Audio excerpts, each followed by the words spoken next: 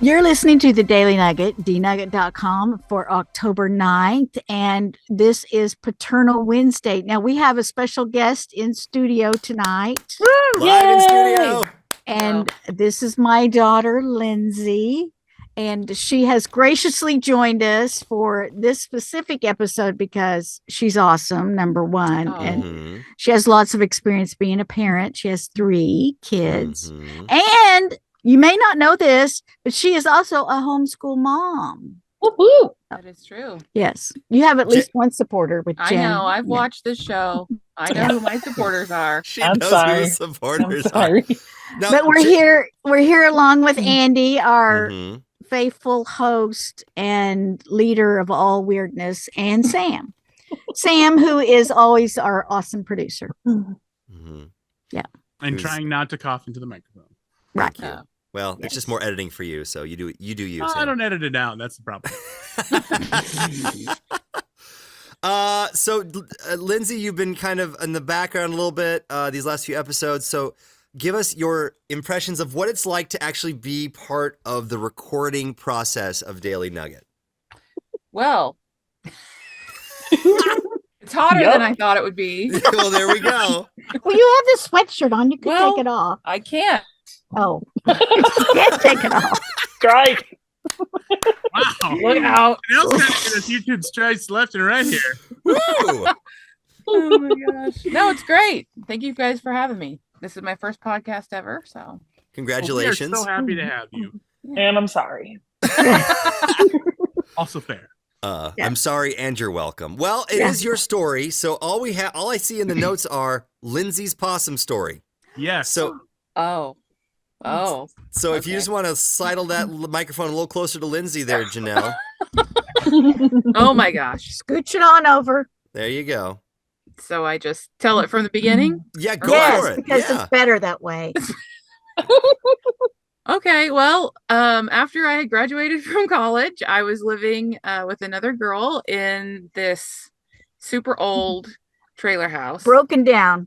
It was the worst. And one night when I went to bed pretty late, I covered up as one does and was trying to settle in.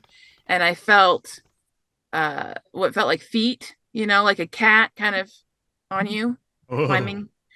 And just a couple of little feet. And I thought, well, that's weird. We don't have a cat. Oh, no. So I just thought I was imagining it, kind of wiggled my feet and tried to go on to sleep. And then the feet moved up a little further, like to my knees. And then eventually the whole 4 feet were on my belly. It was so dark, though, I couldn't see anything. And also, I thought I was imagining it. So I kind of just threw the covers over my head and I was like, this is crazy. And eventually when it got to like my chest, I thought, I got to check this out. This isn't going away. So I peeked out and then there was a possum face, like right there, nose to nose. Oh my gosh. Yeah. So of course I threw the covers off and I ran to my roommate's room and banged on her door. This was like 2:00 in the morning. It was, and I was much younger back then. Yeah. So I stayed up later. And she grabbed a shotgun. She grabbed a shotgun and there we were, just like the Beverly Hillbillies, looking for this possum that I had thrown off of me in a scramble. We finally found it and she put it underneath a laundry basket and sloofed it out of the door. Trapped it by the basket. She was like, I don't know what I was doing with that gun. I'm not going to shoot it in my house. Maybe That's what I was thinking. It made us feel safer. Yeah. I'm like, you're getting the shotgun, but what happens? So you found there was a possum in my bed. So how did it get in? I think there was a loose vent on the floor and it just came on in.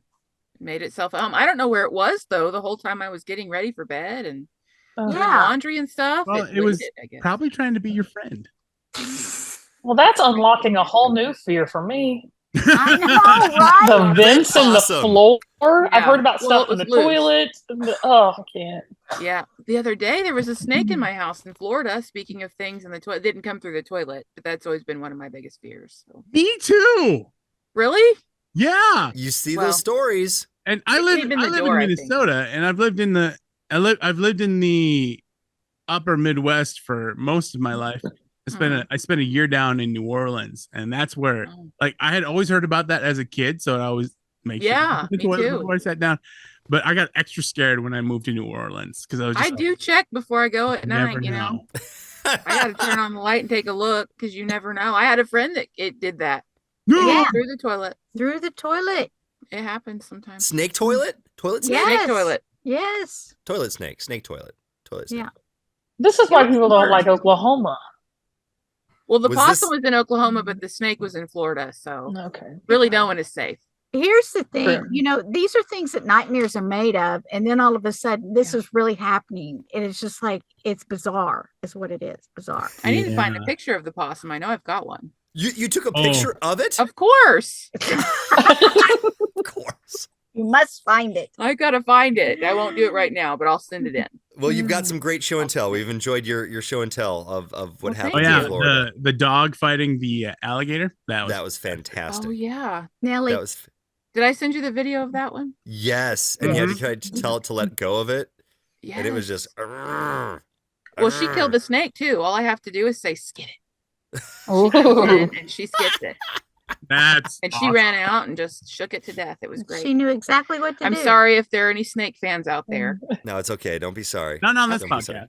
Okay. No, we're pretty anti-snake around here. Yes, okay, good. So it's okay. Anti-vermin, actually. Oh, vermin. Well, although snake eat vermin, Janelle. That's I would rather true, have but a mouse that's the only positive purpose for them. My son wanted a snake as a pet. You want a snake? Oh. And I said no. No. What was his justification of all the pets to get?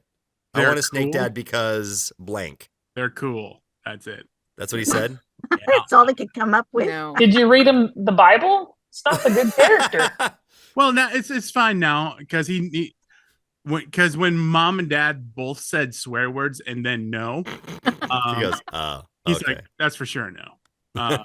Yeah. And now he just wants a cat. And then every time we go over to Andy's house, Andy threatens to send the cat home with him. Those are pretty similar things. Cat and a snake. Yeah, you could be a party gift. Both bite.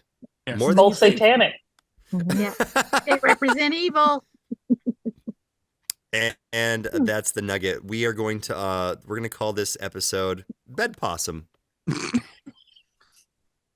And everybody shake your beds tonight. Yeah, we're gonna have to shake out the sheets. Yeah. I feel like this almost could be some sort of weird Oklahoma Christmas legend of the bed possum or something. I don't know, some sort of like holiday. Oklahoma would have a holiday for the bed possum, and there would be like gifts exchanged, and there would be a whole lore behind it. You'd run around the house in your shotgun. Yeah, you'd have to do, you'd have to leave something out for the bed possum at night, and then the bed possum would bring you presents. Oh my word! At least it should be a phrase like "Don't let the bed bugs bite." Yeah. Yeah. Right. Don't let the bed possum paw, because he pawed on you. Get it. Paw. Get it. Make biscuits. Yeah. Bake the biscuits. Oh my god. Andy has a cat too. Well, I'm sorry. Yeah. Cats are. I am too. You're not the only one that's sorry about that. Let me just say, I'd wanted a dog, and then we have a cat, so you can tell exactly where I stand in the pecking order. I'm really of my sorry family. now. Yep. Yeah. Yep. Poor You can Andy. paint it. Poor Andy. It's funny because like You could paint it like a dog. when I went to visit Andy out in Utah when he lived out there, he loved his two dogs, but never really liked his cat. Mm-mm. Yeah. Well, The stories I've heard about Andy and his brother sticking the cat in the Oh sleeping yeah, that bag. was awesome. Sleeping bag, and we flung it around like a jump rope, Oh my god. and we did it, and then all of a sudden, after PETA. doing it for PETA. edit and this after doing out. it for about 10 seconds, we hear this. "Bah!" The cat had barfed all over Oh, the sleeping bag. gross. We were young, and we didn't Yeah. want to admit it to our parents, so we just put the sleeping bag away. Oh. For how long? I don't remember. Probably till his mom found it. I mean, let me just tell you, as kids, we didn't our family didn't go camping, so I don't know how long it was in that sleep. But when my someone word. finally did, They found cat bones. Gross. I wonder if that Well, I thought they sleeping did bag that. is in your dad's The closet cat now. was not dead in it. The Just cat a just bar. barfed in it. We let the cat out of the bag. You just roll the the cat out of the I bag. let thought the you cat out of the rolled the bag. cat up with the bark. but it was probably all barfy. You'd be like, ugh, Ew. where'd it go then? Yeah. Should we call your dad and tell him the story? I think he might know. I should ask him if he remembers it.